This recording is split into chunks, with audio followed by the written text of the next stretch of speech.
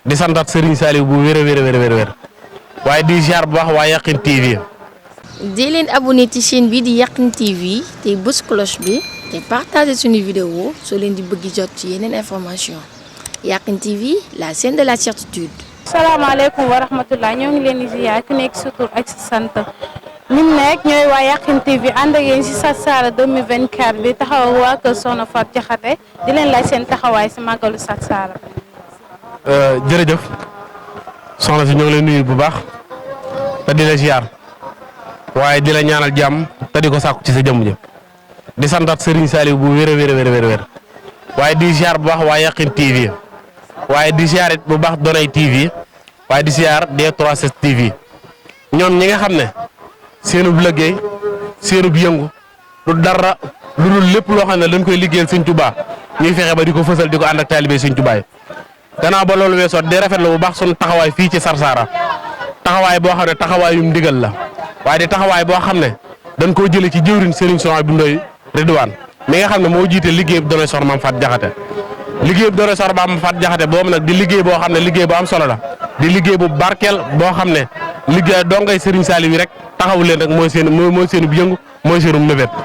ci noonu nag la liggéey bi taxawee fii ci Mauritanie ñu ànd ko ak taalibe Sëñ Tuubaa ngir saa su ne lépp loo xam ne dañ koy liggéeyal Sëñ Tuubaa ñu ciy def suñu kem kattan màggal gi nag di màggalu Sarsara ñun murit Sëñ Tuubaa yi saa borom dogal saa su ñëwatee ñuy ñëw fii ci Sarsara di fi siyaar si di fi ñaan di ñaan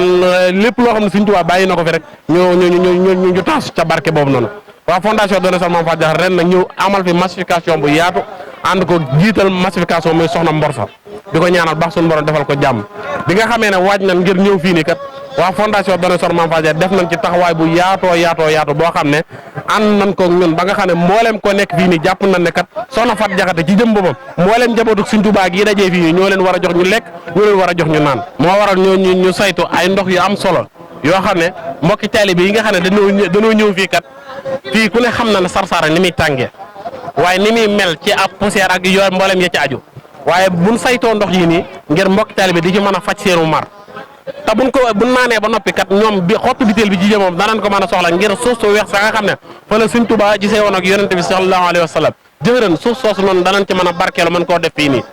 ngir maanaam mën koo yóbbul mbokki taalibe yi nga xam ne amoon nañ yéene teew fi réewuñu fa buñ leen yóbbulee suuf soosu ñu mën cee barkeelu kon liggéeyu Donay Soxna Maam Fatou Diakhaté yaatu na ren fii ci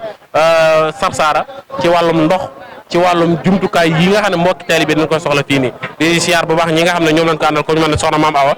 jiite soxna yi waaye soxna maam Ummi ak soxna Poya Bamba Gaye soxna Nday